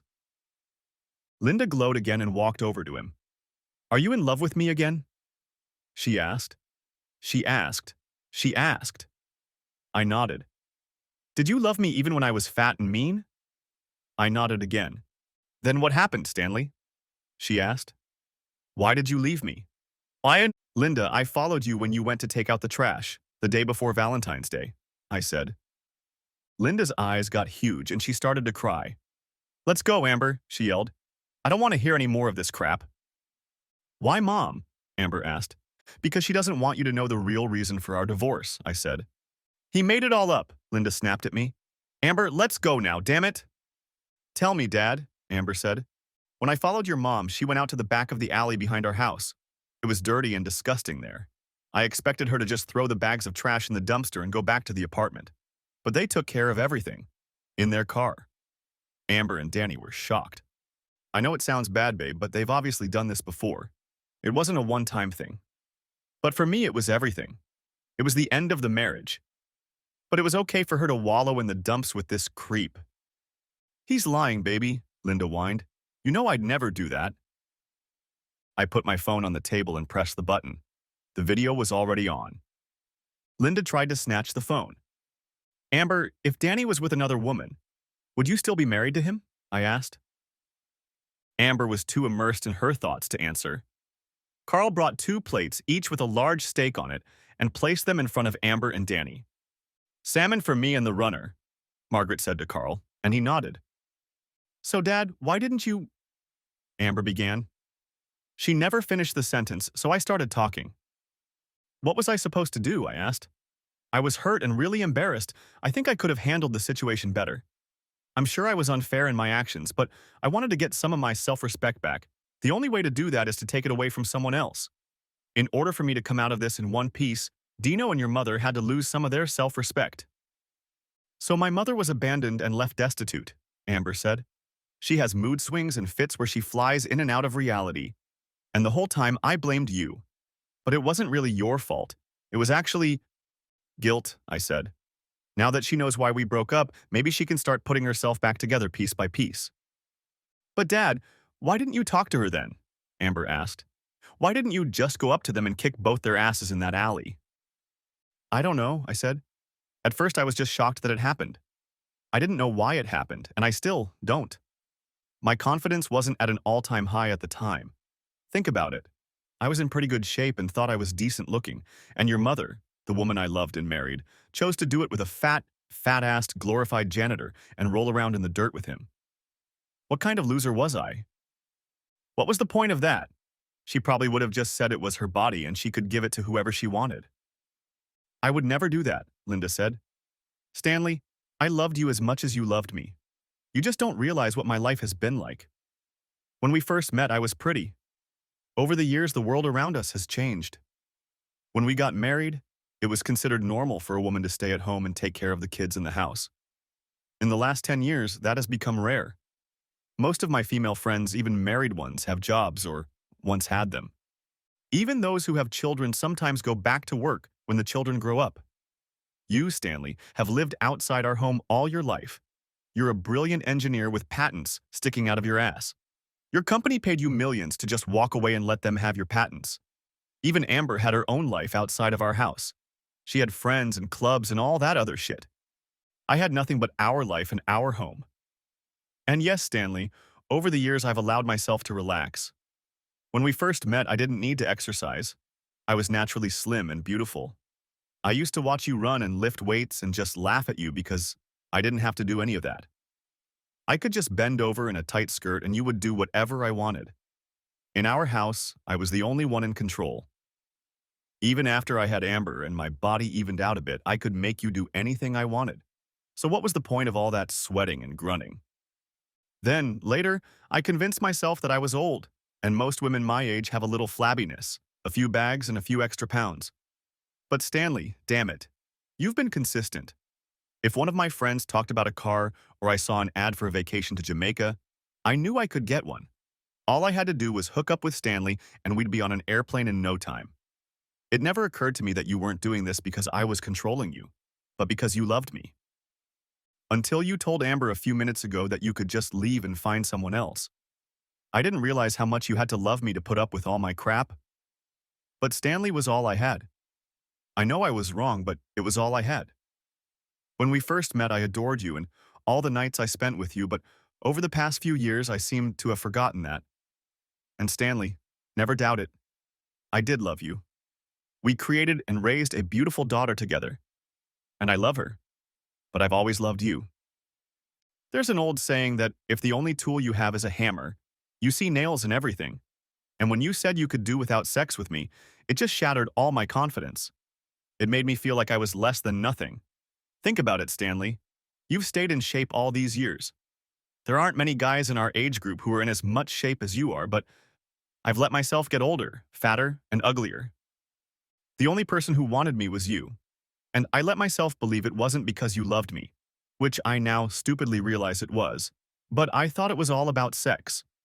It never occurred to me that all women of our species give of themselves, and when you decided you could do without me, I was, as I said, ashamed. And then Dino showed up. That bastard was always hitting on everyone in a dress. That first night when I took out the trash, he was there for me. I couldn't even throw the damn bags in the trash can. They were so heavy I could barely lift them. I always packed everything I could into a bag, thinking my big, strong husband would drop everything and throw it away from me. Anyway, Dino saw me struggling and came over and threw them out for me. As he was picking up the first bag, his hand accidentally caught me. He apologized, and to tell you the truth, I was so mad at you that I didn't realize what he had done. I told him to forget about it. He replied something like, "Yeah, it's just the price of doing business." The next night he was there again, and as he was throwing out the packages, he just reached out and grabbed me on purpose. I was shocked, but I remembered the previous night, so I didn't say anything. The next night he told me the price was going up. All sorts of thoughts ran through my head. But the thing is, I liked the fact that I was wanted by a guy who was younger than us. Somehow the scales balanced out. You didn't want me anymore, and he did. That meant that somehow, in some strange way, I was still in control of something. But that was also an illusion. Over the next few weeks, he kept upping his demands until we got down to business. I was uncomfortable at first, and I felt guilty. But Stanley, some part of me needed this. I needed someone to want me, and you didn't want anything else. And Dino was smart. He knew he had me in his grasp, so every time I resisted, he just left for a few days. I know it's the worst cliche in the world, but it wasn't about sex. I wasn't getting any pleasure from him. But if I didn't pretend to want it or say I didn't like it, he'd just tell me there were other women in the building who liked it. Or he just didn't show up for a while. By the time I caught him again, I was so desperate that I was willing to do anything he said just to make someone want me. I learned to act like I liked it, even if I didn't. And I learned to say things that fueled his ego. I had to become Stanley because without him, I had nothing. "Why do you think I started being nice to you again?" she asked. Even though I didn't win the argument, I basically gave up. Remember I told you we could do it whenever you wanted. But Stanley didn't want to anymore. I realize now that it was because you saw me with him and I was so disgusted with you that you were going to leave me. Then I heard from one of my friends about the bracelet and the evening you had planned for us. It really could have been a new beginning for us, Stanley. I wanted it. That's why I kept trying to get back into bed with you. Stanley, all you had to do was let me know you wanted me. I never stopped loving you, it just got out of hand. Mom, why the hell did you let me believe it was all Dad's fault? Amber yelled. And all that advice you gave me. It's all just another one of your illusions of control, isn't it? There should be no control in a relationship, I said. Honey, the best way to control yourself is to love someone so much that they never leave you, like Margaret and me. What about Dino? Linda asked. Stanley, you were the one who got him fired, weren't you? I just nodded my head and smiled. I didn't say anything, but it wasn't just me that got Dino fired. Dino walked around limping from beatings and never recovered from the peanut dance, so he was practically a eunuch until he died a few months ago. I had nothing to do with that. Dino was always out of shape. He died of a massive heart attack. Listen, I said, the past is gone. We can't go back and do it all over again. I'm not sure I'd want to, even if I could. I miss my daughter, but in the process, I developed a relationship with my other daughter, granddaughter, Georgina. I would love to be a part of Amber and Danny's life again, but Amber, you need to look at your life from a different perspective. I don't want your marriage to become like your mother's and mine. We're here to prevent that. And I think it's time for all of us to let it go. It happened, but it's behind us now. And looking back at the situation with fresh eyes, I can admit that maybe it was partly my fault. Perhaps I had a hand in making your mother the person she became. Perhaps I should have encouraged her to go out and develop her own interests, so that she would be less dependent on me. Then, there would have been fewer control issues as well. I can also admit that I was far from perfect myself. I was probably as stubborn as your mom and got to the point where I had my heels in the sand and didn't want to move on. Maybe if we both learned to compromise, this never would have happened. I also think that maybe I'm just lazy. Maybe this whole thing started because I didn't want to get my ass off the couch and take out the trash. So for that matter, I apologize for my part in this, Linda. I also want to apologize for dumping you the way I did. It wasn't the most mature way to handle it. But that doesn't excuse what you did. And frankly, I'm still not ready to forgive you for the blatant disrespect you showed me. Stanley, I wish you would understand, Linda said. Nothing I did was directed at you. I was simply fighting for my identity outside of the United States. Stanley, my mind is a mess. I'm on several different antidepressants and mood-altering drugs right now. Even my psychiatrist isn't sure if my mental instability was caused by the end of our marriage, or if it's what led to the behavior that destroyed our marriage. She just doesn't know. But I can tell you that I do know. Not a day goes by that I don't regret it. Not a day goes by that I don't wish we were still together. And there was a long pregnant pause while everyone waited to see what I would say. Margaret saved me, however, because things were going well and she wanted to keep it that way. Well, I'm not sorry you two still aren't together, she said, and everyone laughed. So, Dad? Amber asked. What about you being a drunk and addicted to gambling? No comment, I said. I still wasn't going to give Linda a dime. Whatever her reasons for bullying me, I didn't feel the need to pay her for it. I'm sure some people looking at me would think I was still too stubborn and probably acting like a jerk, but I didn't see it that way. For over 30 years, I went to work and supported Linda in the style she loved and expected. Linda never once in her life had to go to work. All she had to do was say, I want, and whatever she wanted, she got. I still can't figure out how to repay her for ruining our marriage and affecting so many people's lives. Maybe I'm just being stubborn, but that's how I feel. So I didn't answer my daughter's question because I didn't want to lie to her. She and Linda could very well try to drag me into court and renegotiate the divorce agreement. Then I would have to find another way to keep my money out of her hands. He still doesn't like taking out the trash, Margaret said. But now I know not to try to make him do it. Even Linda laughed at that.